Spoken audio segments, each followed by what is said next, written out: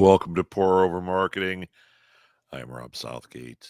You should know that from the title, right? It says Live Chat and AMA with Rob Southgate. So, making sure everything's on, making sure things are scrolling, we're good. Boy, it's been a week, huh? I'm not going to get into all the stuff, but what we're going to talk about is marketing. And now what we're going to talk about with marketing, I'm not entirely sure. It's been a week, so it's been difficult to get my thoughts together and to come up with a topic, although I do want to break form a little bit today and talk about some sales things. So one thing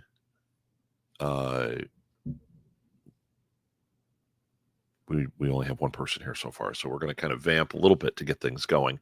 One thing that I've noticed is as I'm teaching different subjects, I'm finding topics that way that pertain to this. So if people aren't asking questions in here, I'm going to draw from that.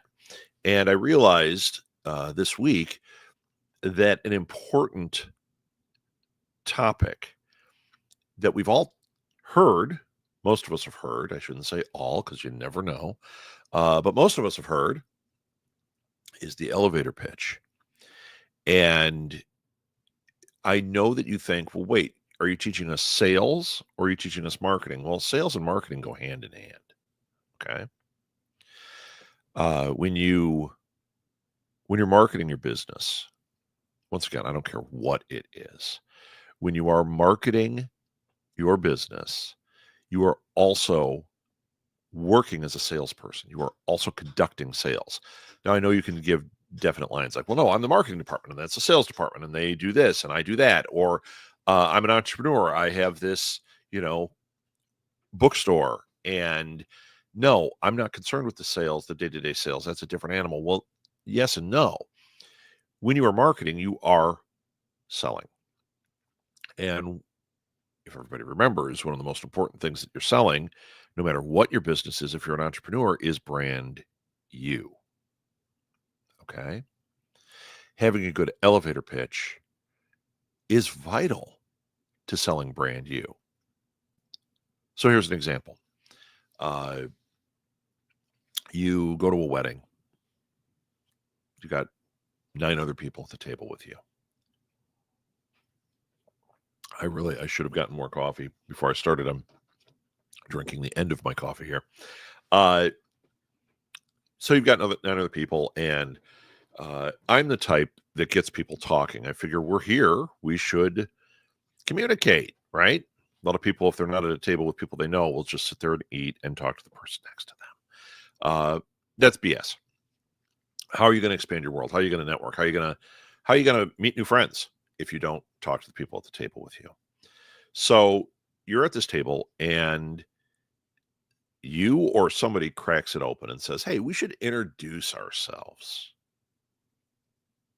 Well, what do you say? You can't filibuster and tell them everything about yourself, but you can. Good morning, Bruce. You can. It's so nice to see you. You haven't been here in a while. You can give a brief, we'll call it elevator pitch.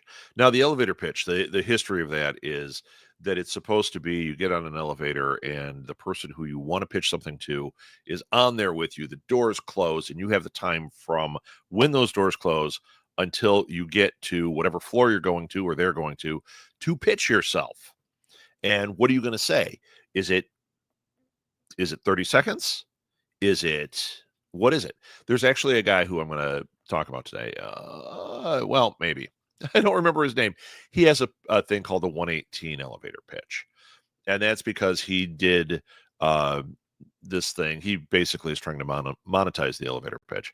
But he did a study. He's in New York. And he averaged the amount of time that a person is on an elevator. And it's 118 seconds.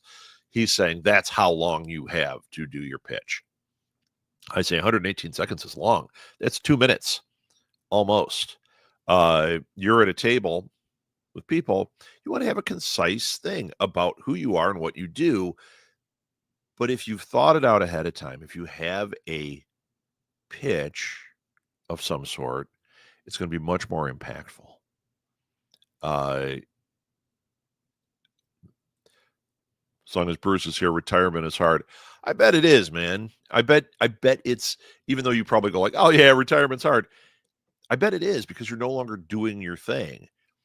As long as before we get into the elevator pitch, Bruce, you've been on this a lot. We've talked about you. In fact, when you haven't been here, I have talked about different ways you could market a car detailing business.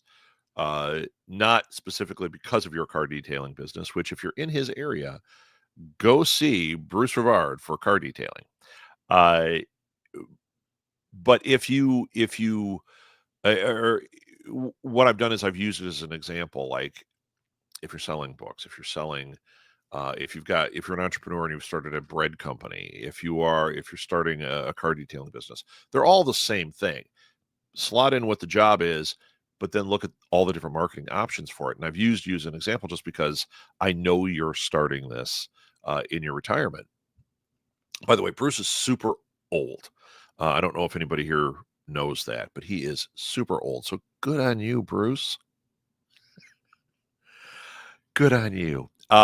So Bruce, as long as you're writing in there, how's it going? Has your business launched? Are you getting clients? I would love for you to say yes, tons.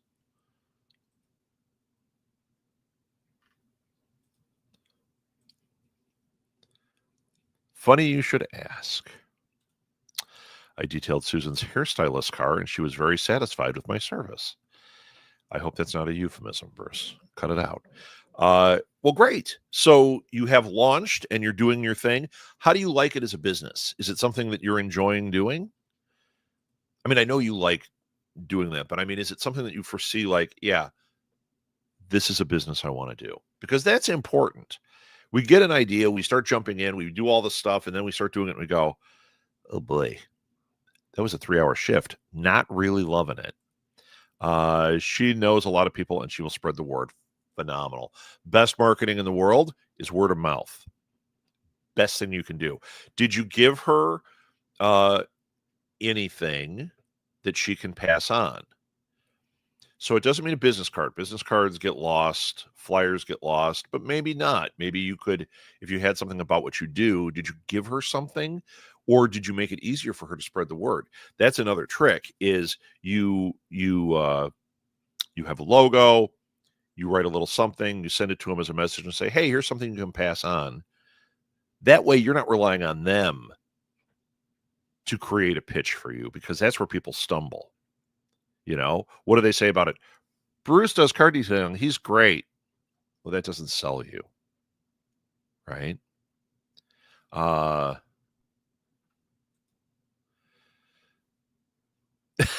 This is a PG show, so we'll keep it at that. Gross. Okay. So this actually pertains to what I was saying, Bruce, the elevator pitch. You meet people. I don't care where you're at. You're going to meet people, or like this Susan's hairstylist. You have to be able to pitch to them, but you want to make it nice and short and concise. So here, maybe I can. I'm going to share. I'm going to share my screen so you can see what an elevator pitch is. Here's a basic. There we go. The elevator pitch. I'm not going to zoom in on that. So this guy says make it 118 seconds in length. I am going to tell you don't worry about the length. Just think in terms, and don't worry about the elevator thing either, because I've been on elevators. It's very uncomfortable in the first few seconds to just start talking, right? Forget that it's called an elevator pitch. It's just the what do you do? Okay. There was a book by Joel Comm. I think that's his name, called What Do You Do?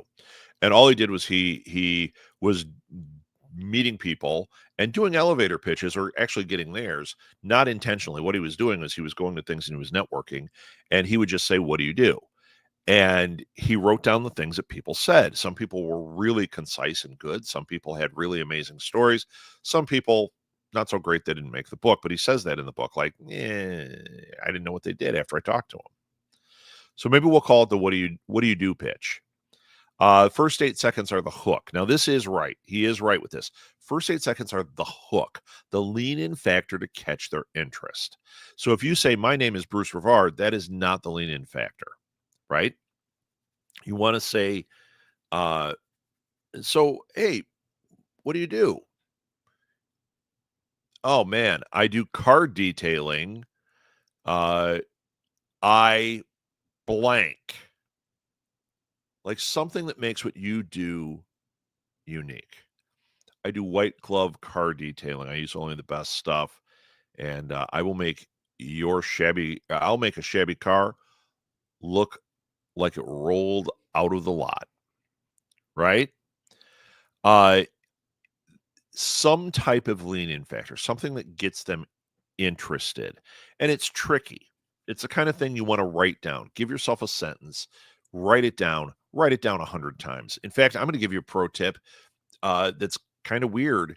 If you go to like ChatGTP and you type in your sentence and say, improve this hook, okay, you'll get a whole bunch of different suggestions that are spit out at you. Do you have to use those? No, but it will get your brain going. It'll get you an idea of what they are. I did this for I wrote a press release this week and I wasn't thrilled with it. It felt like it was missing something. I put it in ChatGTP and I said, improve this press release or something like that. And what came back, actually, I maybe used 10% of what came back. It was really good. And what it did was it made the stuff that was good in mine stand out to me. And I was like, I see what I'm not liking. So try that with this. See what happens. Bruce says, to be honest, whatever you're selling, be certain you know your market, know your audience, and most importantly, have the right tools to do the job. 100%, Bruce. And I do know you do that because we have a car, we have these leather seats. There's some schmutz on it. They've got these little holes in the seats, which is weird. Trying to clean it, I was having all this trouble. I wrote to Bruce. I said, okay, what is it you use? He told me exactly what to use. And if it was not magic, I swear to God, it cleaned it after all these different things I tried. So Bruce knows what he's doing. He knows what tools to use to do it properly, right? So when you're marketing, he's also right. Know your market, understand your customer, understand your market. When you're doing that pitch, that is part of it, man. Know who you're talking to. And if you don't know in general who your audience is. So I get on an elevator. We're going to do with the elevator pitch thing. I get on an elevator, and I know this is the owner of uh, WGN. This is the CEO of WGN, and I want to get on the air. Okay, what do I say to him to make him listen to me? Do I know what to say? How would I know that? By knowing my market, by knowing what audience I'm playing to, and knowing that I have the skill set to do this and being able to portray that to this guy. Okay, so forget it says you're 118 must. Grab the attention of the prospect. That's your hook. Convey who you are. Okay. And once again, write it down.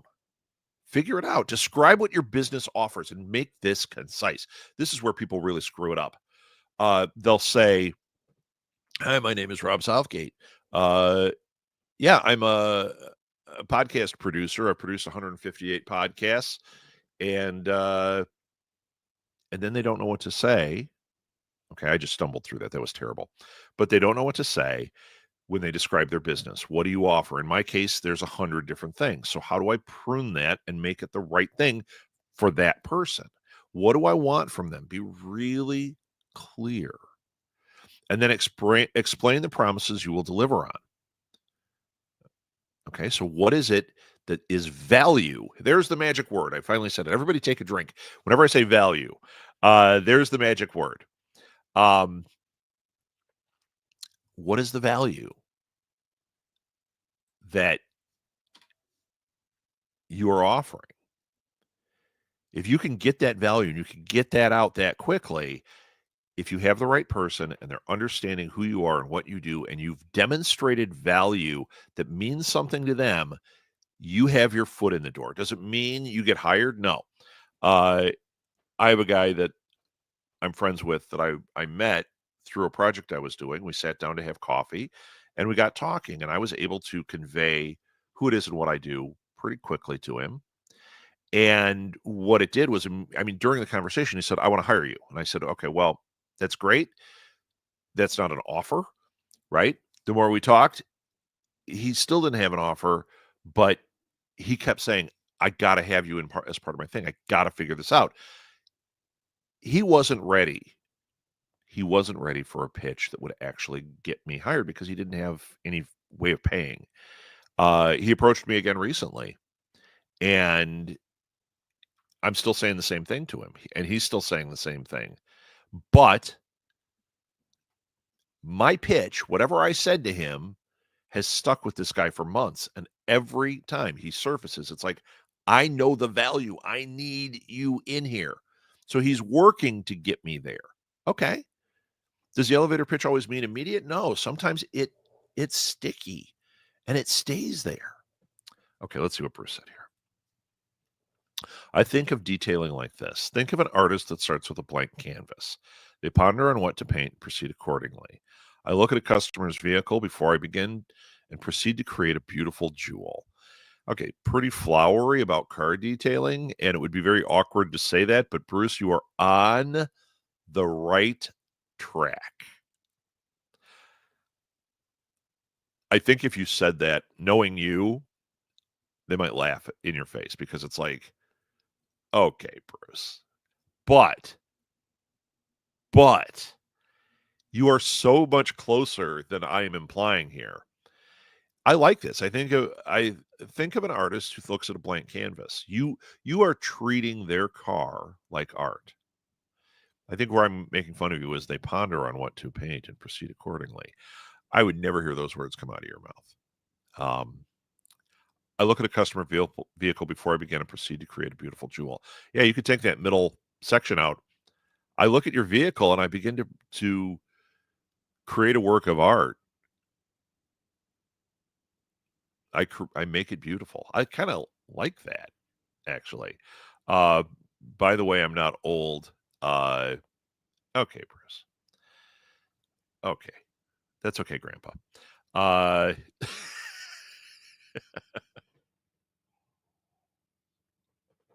okay. So, I don't even know what this slide is. The elevator pitch, the good, the bad, and the ugly of the 118 pitches. The good mentions your product service, tells it how it will help your prospect. In less than 2 minutes, see, this is where we have a problem. 2 minutes is a long time. 1 minute. Okay, so try to make it a minute. Try to make it concise, right? Try to get it to 5 sentences if you can. So,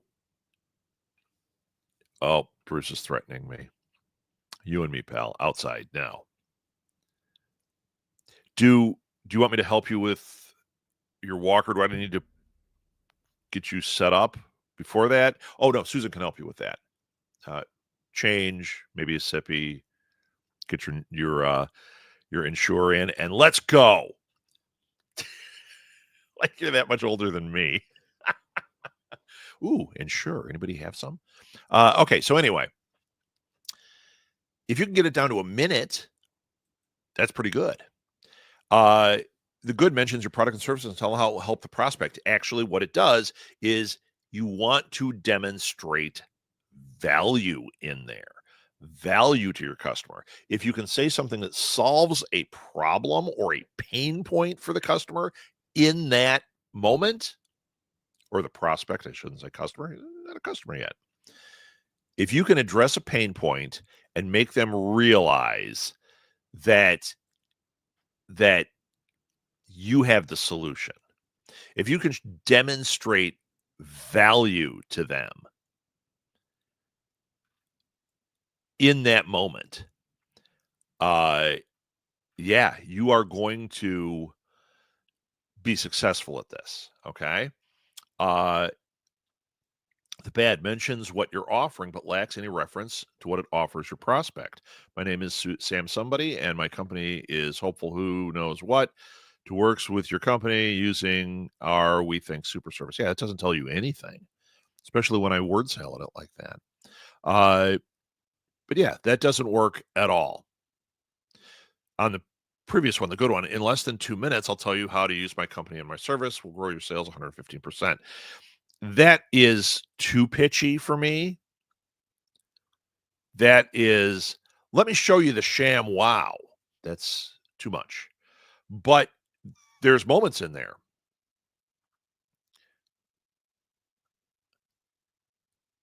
My service, I do blank. Okay. Um, my marketing services, without question, have grown every company I've worked with, their sales by 115% within 6 months. I help with not just social media, but all the different aspects from digital marketing to newsletters to whatever. You start saying that, now you've got their interest. You've thrown a number out. If you can throw a number out, you're in great shape. 115%. Really? And here are the things I do. What do I do that's differently? Everybody in marketing focuses on social media. Guess what? That is one slice of the pie. We can integrate your marketing, or we can just develop a strategy that is simple, painless, easy for you to use. That's what I do. Okay. The ugly makes no mention to your company or service on how to prospect or how the prospect will be benefit. My name is Sam Nobody. Wow, I can't even read today. And my company wants to work with your company because we think we can help you. You've already left the building, right? I mean, okay, I hear that all day. I don't know if any of you get these. I get them all day because we have so many accounts, like on Facebook, for our different podcasts. And when I say all day, I mean literally all day. Every time I open up Facebook, there'll be multiple things that basically say that my name's blank, and my company, and you have a podcast. My company can make you rank on Apple Podcasts, and that's all it'll say. I can help with the marketing of your podcast. That's all it'll say. And I'm like, first of all, I happen to know you can't. I know you can't make me rank on Apple. That's you're going after a completely different animal than me because I actually know how it works, right? Uh, you haven't shown me any value other than you're just telling me you can make it go up, but then there's no proof behind that, and you're not showing me any value. And I have no idea who you are, but you're talking to me like we're friends because you have slipped into my DMs. Not cool. More Bruce. When I was working for Coca-Cola, it was important. If you were cold calling prospective customers, you had direct, informative information handy, and you took 3 to 5 minutes of their time. Follow up a week later. Boom! That is right. So Coke is one that I actually use as an example quite a bit in my classes because their marketing is really solid. That doesn't mean everything they do, every marketing strategy they try works. It doesn't. That's marketing, right? We're going to try things, we're going to fail, we're going to swing for the fences and sometimes whiff it and sometimes hit it out. But Coke is a great example. If you study kind of how they do their marketing and sales, really great.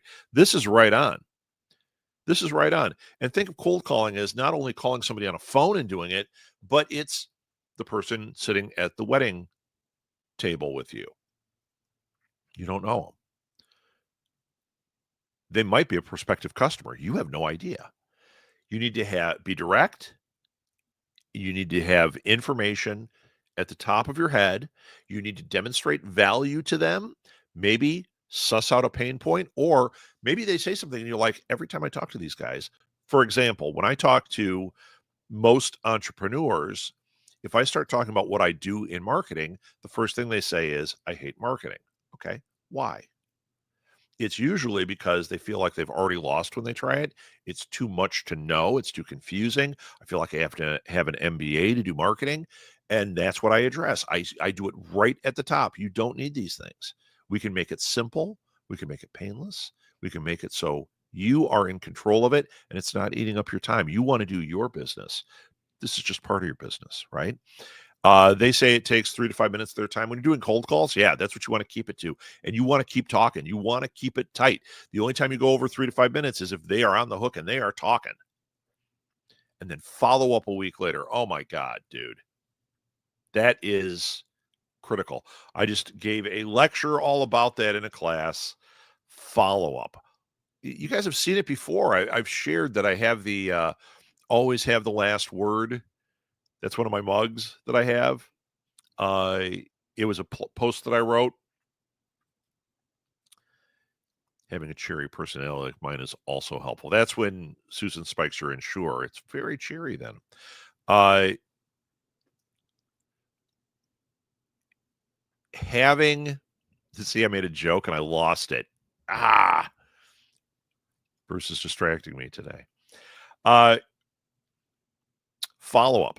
I talked all about follow-up and how important that is, about having the last word. It always has the last word. Doesn't mean you and I are having a conversation and I can't walk away without having the last word. That's not what it means. What it means is when you're engaging, okay, when you have engagement, you put a post on Blue Sky and somebody responds to it, make sure at the end of the day you have had the last response. Not because you're showing dominance or any of that other garbage. It is because it shows them that you are engaged with them. You are listening to them. 90% of sales is listening. Okay. Saying something, asking a question, listening. Because in that listening is where we're going to find their pain points, where we're going to find what they truly need. Okay. The follow-up, you said follow up a week later. Put it on your calendar. Uh, I don't care what it is. You apply for a job. Unless they tell you, do not contact me, respect that. If they haven't said that, put it on your calendar week later. Hey, just wanted to see where things were at. Did you have any questions? Same thing in sales. Same thing in whatever you're doing. Bruce, you get somebody who comes to you and talks to you about detailing their car. A week later, contact them. Whether it's to close the sale or to just check in, do a temp check, find out where are they at in this. If they're like, yeah, this is not the time. I am really not in the market to ever get my car detailed. Well, if they're like, this is something that there's a 0% chance, they may not have the ability to tell you that on the first conversation because they're liking you. You're talking to them. You're cheery, whatever it is. But a week later, calling them up, they're braver, or they now don't feel put on the spot, and they can say, I've never paid to have my car detailed, and I can tell you right now, I'm never going to. Okay, now I know. Or they might say, I've never done this. I don't know, I don't know if I really need it detailed. Now you can suss out pain points and talk to them some more. Or maybe they bought from you. This is another super vital part in the process. They bought you. They hired you. Do a follow-up. Keep following up. Because that is how you stay relevant to them. It might be that now you've done the job for them. Follow up a week later. What did you like? What didn't you like? What can I improve on? If they're hot and they're angry about something, like, well, maybe I can diffuse this situation. If they come back at you and they're just trying to get money off because there was one little thing, well, now you know who this customer is, right? Maybe this is where you ask for the referral. Bruce, you just did your Susan's hair person's car. You follow up a week later. Just want to make sure everything was cool with that. Still loving the new car smell. Yeah. Still clean. Yeah. My kids trashed the back seat. All right. I I have a kids trash the backseat follow-up in 3 months if you want one. It's a lot less money. It gives you a chance to pitch again. It gives you a chance to talk to them, find out what worked, what didn't. It gives you a chance to say, hey, would you mind telling your friends? In fact, let's make a coupon code just for you. Tracy, we'll call her Tracy. We're going to do a coupon code just for you. So if one of your people contacts me and they say Tracy 25, or no, don't do 25. They'll think it's 25% off. Tracy 10, I'll give them 10% off. And that's a thank you to you. People love that. People love when they're able to refer somebody and offer a discount to their friends. They feel like, oh, I'm in the know. I'm friends with this person. And it really works. The best sales in the world, like you said at the top there, Bruce, are word of mouth, smart friend, friend of a friend. Those are the best types of referrals you can get. And if you have followed up, it gives you a chance to make that bond. Doesn't mean you're friends. It means you're their friend in that business. And a lot of people will take ownership of that. They feel reciprocity. You did a great job on my car. You're now asking if I'll tell my friends. Oh, and you're offering my friends a discount. That's reciprocity. And they will feel like, wow, they went that extra mile. They followed up with me. They did offer my friends a discount. If I tell them, you know what, I owe it to them. I'm going to tell a couple of people. Well, that couple of people, you may be thinking, tell 10 friends. Probably not. But they may go out and tell 2. And now you have 2 more. It's like the old Breck commercial. And then 2 more, and they tell 2 more, and they tell 2 more, and so on and so on and so on. And eventually, Bruce Rivard Car Detailing is the only car detailing business in the country. At times, there's a party who inquires about prices to detail their vehicle and says it's too expensive. It's okay. You're not going to land every fish in the boat, but understand there are other fish in the lake. That is true. You got to find where they're biting, where your customer is. When we had our baby store, we had expensive stuff. Now, we did have a wide range of things, but we generally had a more prestigious baby store. And with that, I knew, or Maeve and I should say, we both knew, when I say I mean us in this regard, because everything was the 2 of us. But we knew you take the average Babies R Us customer that buys all their stuff at Babies R Us, and you know where they're talking on a forum or whatever. Well, we're not going to jump in there and try to sell them. If they spent $99 on this crib, they're not going to suddenly buy a $300 mattress from us. That's not where our customer is. Now, do we have customers in there? Sure. There's a mix of things. But am I going to put my efforts in there? Not as strongly.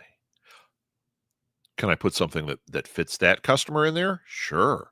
But I'm not going to put a $15,000 crib in there to let them know, like, hey, we just got them in stock. It's a $15,000 crib. You're like, they bought a $100 crib. Big difference. You move where the food is. You go where the fish are. So, Bruce, you're 100% right. Not everybody's going to be your customer, or at least they're not your customer in the moment. You know, those temp checks tell you a lot. That's too expensive. Okay, I get it. Keep them around. There was a photographer. We were in Minneapolis, and there was a headshot photographer who charges pretty good amount, right?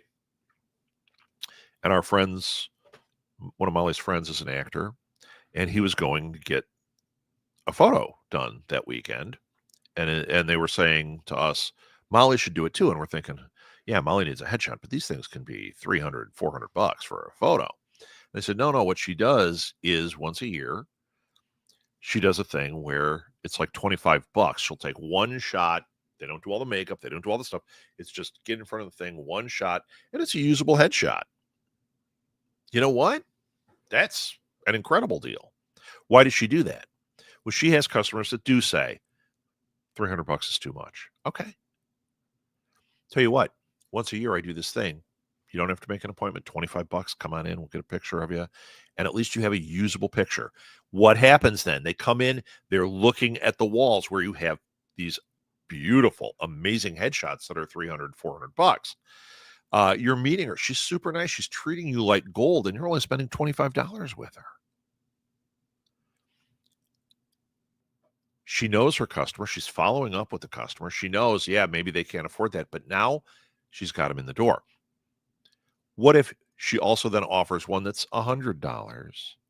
No makeup, average lighting, 2 shots. This is something I do for people that don't need the professional headshot. Okay, when you're saying that, it gives 2 implications. One is, hey, I'm going to get a headshot. It's going to be usable. It's going to be great. Better than my aunt takes of me, right? But it also tells them, the professionals are spending $300. The professional actors, the one I want to be like, is spending $300. So what does that do? It might take you a while to come up with that money, but you come up with that money. So even if they're not your customer, yeah, try to go where your customer is, but then also know I don't have to throw those away. I might be able to create something that draws them back. And I'll tell you what, a day full of people paying $25 a pop is a lot better than a day of paying nothing.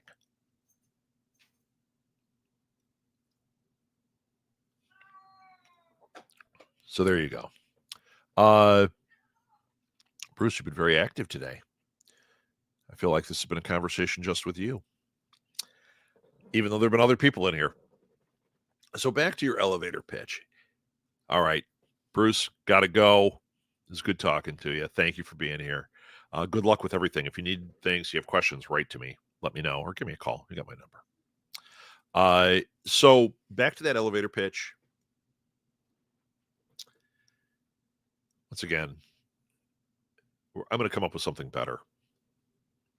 I don't love that because of the implications around it. But that whole idea of having something that say what you do, say who you are, say what you do, demonstrate value, and if you can find a way to address a pain point in general, there you go. I own a restaurant. We serve burritos. We actually have gluten-free burritos that are safe for celiacs. And our pricing's good. Tell you what, you say something like that with celiac in our house, I'm speaking from experience. We found one.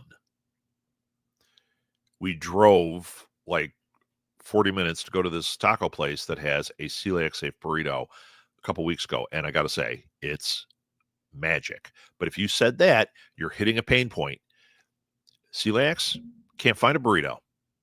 Not a good one, not a real one. I have a real one. It's got the nice thin burrito shell, but it's gluten-free and everything in it is gluten-free and safe for you. Here's what I do. I own a restaurant. I happen to have this. Oh, really? And if they don't need that, it might open a conversation. Is that really a thing?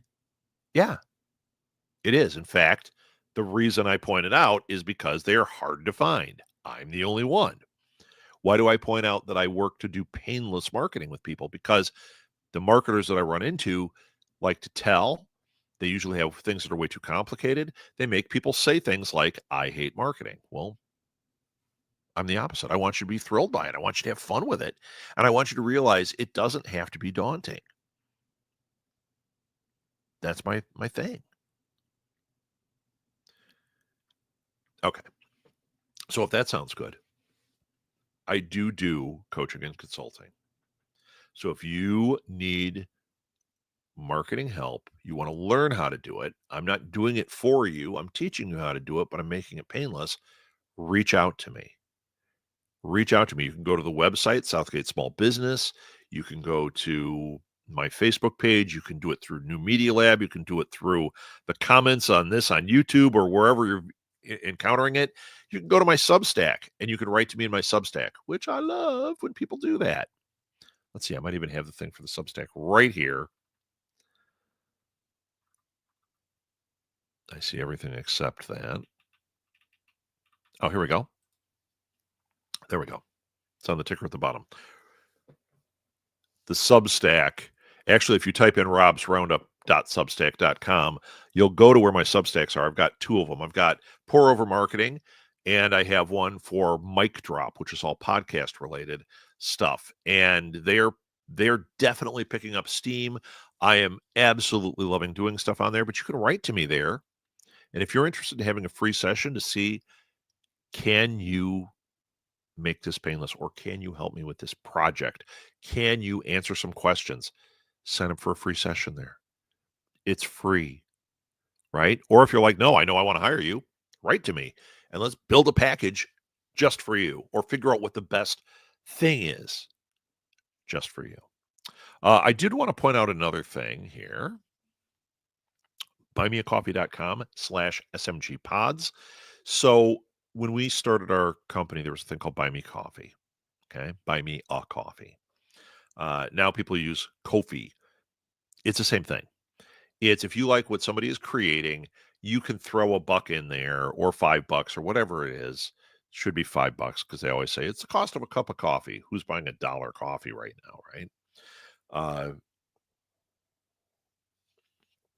So cost of a cup of coffee, you're just showing support. It means a lot and it helps. As we know, coffee is the fuel of marketing and creativity. But here's what's happened. So we have one. When it started, we started one up for Southgate Media Group, and we had some ideas on things we could do. People donate, they become a regular monthly subscriber. $5 a month, boom, they're out, right? But you want to give them something, just like on Patreon or anywhere else.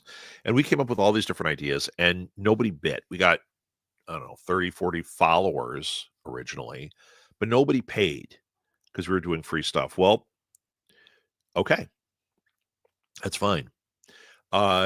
But I keep thinking about it. I'm like, you know what? There is something to it, just like there is with Substack, just like there is with Patreon or anything else. So for the Southgate Media Group one, rather than let it just sit there and be nothing, there are followers there. I'm not making it so they have to pay, but if they choose to pay, fantastic. I have a thing on there where every week I'm going back to all of our podcasters. We've got over 100 of them. So once a week, 5 questions. Are you still podcasting? What was your first one? How did you get into it? Some basic stuff.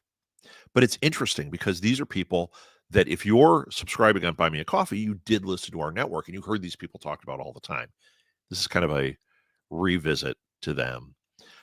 If we do get subscribers, there's a goal. Once there's a certain amount of subscribers and it's making, say, $100 a month, we're going to do a show about, I'm not sure what, that is exclusive to that. You won't find it on any other platform. Only if the people subscribing on there will get it. So I did launch that. If you're interested, buymeacoffee.com at smgpod or /smgpods. You can go in and read these for free right now. We just started them. It's pretty fun. I like it. And like I said, I'm trying to create interesting content in different areas. Not everything has to be social media the way we think of it. It doesn't have to be, I'm creating a million memes for Instagram. What is it you do? What is your audience like? How do you connect with your audience? And what are different ways you can do it? Some people, it was all TikTok. I'm trying Buy Me Coffee. I'm trying Substack, more than trying. I'm all in on Substack. And I'm finding there that I write the blog post, but then I'm writing notes each day and I'm starting to see traction from that. And hopefully in the next couple weeks, I will kick off Substack Live where I do a show like this, but I have a guest that is only on that Substack. How fun is that? It's not going to be used other places in the beginning. I think what I may do is let it sit for 2 months. People that subscribe, they get 2 months. They get it early. And then 2 months later, boom, then it's available on the YouTube channel. We'll see. All right. No other questions. We are going to end early today. We talked elevator pitches. We talked about your specific needs. We talked about all the different things that we could do. And we talked about Substack, and we talked about Buy Me a Coffee. We're out. Thank you so much for being here, everybody. Have a great weekend. If you have questions, write to me. If you would like one of those free sessions, write to me. If you are ready to talk seriously about hiring, write to me. Let's do this thing. And I hope you have just an absolutely fabulous week.